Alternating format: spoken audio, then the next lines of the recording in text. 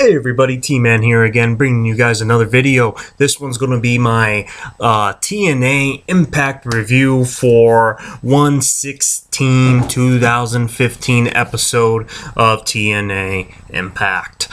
First of all, I know that TNA has filmed all their, not all, but they filmed like 3-4 weeks worth of tapings for TNA Impact, the TV showings a while ago. I know the results are on websites, WrestleZone, all different types of wrestling websites. I'm not interested into looking into these spoilers. I know they're at my fingertips, so because I like to tune in on Friday nights now, the new night of TNA, and I want to be surprised and I want to be entertained. So what do I think of this week's episode? It was a very interesting episode. I mean, this episode there was a lot more things that I remember that I dislike. I mean, my last review on TNA, it seemed like it was more of a love fest for me on TNA. Probably, I mean, let me re-clarify this a little bit.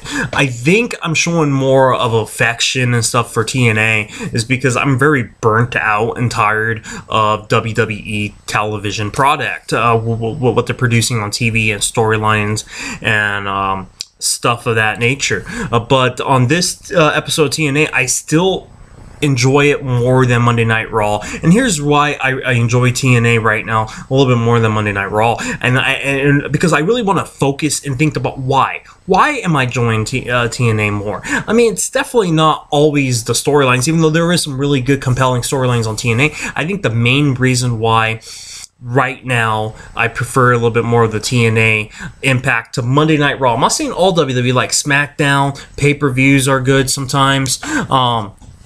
I think it's just because Raw's too long. Raw's too long, and I feel like I'm watching a 3-hour infomercial.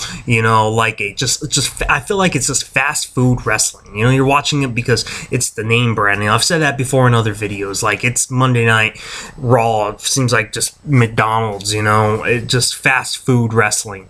Because they cram so much promotion in there, promotion of the network, promotion of this, promotion of that, and you don't really get the focus on a whole lot of in-ring work on Monday Night Raw. Even though you have a lot of matches, I just feel like it's just too commercialized. I enjoy watching SmackDown lately more than I have Raw. I mean, Raw's just too long. If they trim it down to 2 hours again, I think I would enjoy Raw a lot better. Storylines are still bad. They still need to improve the storylines. Yeah, definitely 2 hours. But I'll talk a little bit more about that on my SmackDown video. This is my TNA one, so let's jump right into it. I missed the first 10 minutes, so bear with me. But I saw the first match going into it. Samoa Joe versus Kurt Angle. Very surprised. Good matchup. Kurt Angle, Samoa Joe, two of my favorite workers, not just in TNA, but all wrestling. I'm a fan of Samoa Joe and a fan of Kurt Angle. But I'll admit, Samoa Joe, it took me a while to like it. He's been around a long time. Some guys, it just takes me a while to get onto. But I started getting on to him a few years ago. I mean, Samoa Joe is a great in-ring worker, like him or not. You can't take anything away that he's a great wrestler, and him and Kurt Angle's wrestled many times, put on a good match.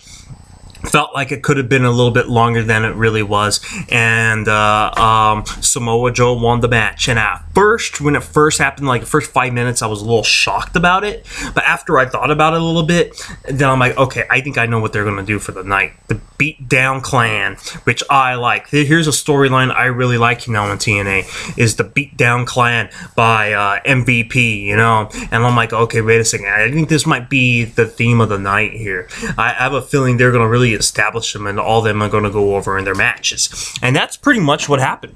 The Beatdown Clan, this was their night on TNA Impact. And another thing I liked about Impact, sometimes I like it and I hate it at the same time. Sometimes Impact, I feel like every week is like an event for them. I feel like every week it kind of has a big match feel, and they're always promoting something, from week to week. Like this week, just coming 1 week off the screw job, no promotion for like in a few weeks, no. Promoting Bobby Roode versus EY, Eric Young. Eric Young coming off of last week when he betrayed Bobby Roode. Man, I thought, wow, you know, WWE, I mean, they promote the rivalries a couple of weeks in advance on TNA. Boom, it's like a week. Next week, they're promoting the Feast or Fired ladder match. I mean, TNA, man, wow. Every week seems like a big fill. And by the way, these matches I'm reviewing are not all the way in order. And I'm going to kind of keep the matches real quick because I really want to talk about the Beatdown Clan at the end. That's going to be where most of my videos will be focusing on. Then we jump into the Wolves and Hardys. Like I said, I'm jumping all over the order #1 contenders matches. Hardys win. Like both, I love both teams. I love the Wolves. The Wolves are one of my favorite tag team, period. Not just WWE, TNA, whatever. Love the Wolves, but Hardys win, of course, there because I think eventually we're going to see the Hardys get the TNA tag team titles. So of course they're #1 contenders. Eric Young, Bobby Roode. Eric Young, like I said, Beatdown Crew, man. Eric Young, even though he's not an official member of the Beatdown Crew, he's been hanging out with them and stuff. Eric Young, I was a little surprised. Clean. I wouldn't call it clean finish, but whatever. Eric Young goes over. Austin Aries versus Low Ki. Low Ki beats Austin Aries. That one surprised me. Even though like I had a feeling the Beatdown Crew was going to be victorious all night, I was really surprised that they would go the route of having Low Ki lose the title last week. And then 1 week later win it back.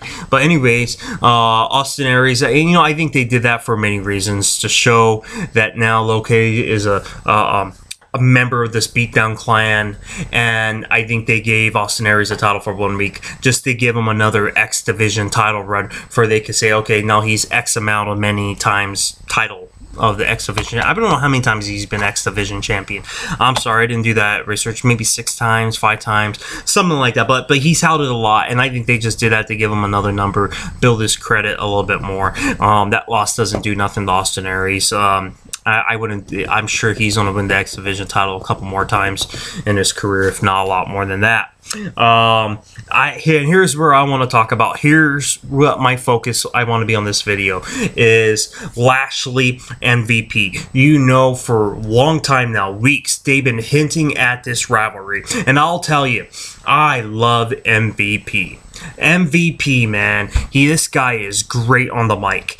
I don't care. Like, he beat half of the people in WWE shooting promos, because the problem with WWE and their promos, it is too, it feels like they're just reading off a sheet of paper, okay? Feels like they're reading off a sheet of paper and it doesn't come natural. MVP, it comes natural. He's just shooting it off. I'm sure they just give him some bullet points where they're going, and MVP could take. He's a great mic man, really great, and he really was. Even though Lashley was a champion for a long time on his last title run, even though I know he's a champion again, it was like MVP was the mouthpiece, man. They got to get that strap on MVP. Get that strap on MVP, and I think that's where they're going with this.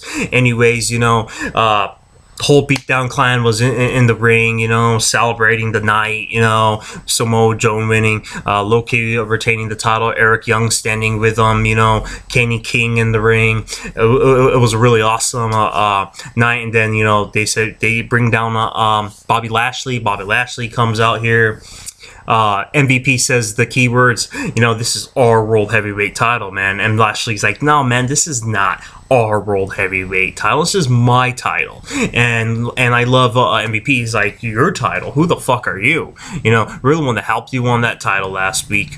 You're part of us, man. We're family. This is all of us, you know, doing the full family gimmick. And I like that. I like that. You know, they're a dominant faction right now. And that's one thing wrestling is missing a lot of, is great wrestling factions. That's a good. Yeah, this is a good one in TNA. This is a good one. I mean, WWE needs to get back on a dominant faction. WWE doesn't have that. TNA has that. New Japan, Global Force, all those things with the Bullet Club. They have a faction going on too. You know, factions, man, are important. And this Beatdown Clan, I love it, man. I love it. And I'm a big fan of MVP right now. I think this is, again, WWE really not knowing what to do with a lot of people. That I think they really missed out a few years ago on MVP. They could have did a lot more with him than they did. They just try to make him look like an all-star superstar with a little kind of jumpsuit thing he was wearing, a little basketball thing, and they didn't really know what to do with MVP in WWE. They liked the name. Saw a guy that can work. They didn't use him the way TNA is using him, the way he's supposed to be used. And so anyways, you know, I loved what MVP said. He told Bobby Lashley, you know, this is our title. They bickered a little bit, and Lashley's pretty much saying, I want to go my own way. And MVP's like, man, if this was anybody else, dude, we will put the beat down on you. But me and you, man, we're close. We've been to WWE together. They didn't actually use the words WWE. They said the other company. And they said, you know what, man, let's just hug and let's just go our separate ways. And you know damn well that wasn't going to happen. He's like, if this was anybody else, and, you know, he hugs Lashley. Lashley didn't hug him back. He seemed very distant. Then all of a sudden, boom, beatdown crew. Samoa Joe, Loki, especially Loki. He's the one that started the beatdown. And I thought, and here's one thing I think if I had a problem with this segment was that I think they made Lashley a little too weak, because Loki pretty much took him out right away, pretty much single-handedly, and then after that they all jumped in, but Loki was taking him down with the kicks or whatever. I think to keep Lashley that image of being a strong badass, and TNA's version of Brock Lesnar, pretty much that's kind of what he reminds me of, is TNA's version of Brock Lesnar, is just an ultimate badass, an MMA guy. And I think Lashley, if I would have did that a little bit differently, I mean, there was a lot of things throughout the night I kind of disagreed with. I think with Lashley, I think they could have have him go a little bit more on the offense. He didn't have like no offense right away. He could have had like knocked down Loki, and then Samoa Joe comes in, then Kenny King, Eric Young just all put in the beat down, maybe use some chairs to get him down because he's just too strong. They pretty much took him down right away. Loki took him down right away with the kicks and all that other stuff. The MVP started, you know, hammering him, and it ended with MVP taking the TNA title. Kept pretty much jacking it as well with what it looked like. Awesome. Awesome show. I mean, like I said, there's a lot of things I disagreed about it, but still, it's a fresh alternative to WWE, and that's the direction TNA is going, and that's the thing I really agree with TNA. They're taking the right approach. Be the alternative. For so long, TNA was trying to be like WWE. Of course, I mean, no one's going to have a perfect night. I think they need to slow down so much. Every night kind of seems like every episode kind of feels like a pay-per-view type thing with TNA Impact, and next week's the Feast or Fired with the 4 briefcases, 3 title opportunities, 1 person gets fired. It's like, wow. I mean, they do make it a destination to come in each week. They're promoting it well. They make it like, oh wow, next week's this, and then watch next week, you're like, okay, they're probably going to promote something else, maybe a world title match. It's like, wow, they keep it going. They keep it going. Very good. And you know, WWE, they need to do something like that too. WWE, they'll do something stupid, like they'll just bring back a legend, like tonight. I'm doing this TNA Impact video a little late, so today's Monday, and watch, like tonight on Monday Night Raw is like the reunion. They're bringing back Hogan and all those other things. Make it must watch on the wrestling, right? Saying, hey, next week we're having this type of match, and I did do it on some matches, but it doesn't feel like I need to watch it. TNA sometimes make it feel like it's a big match situation.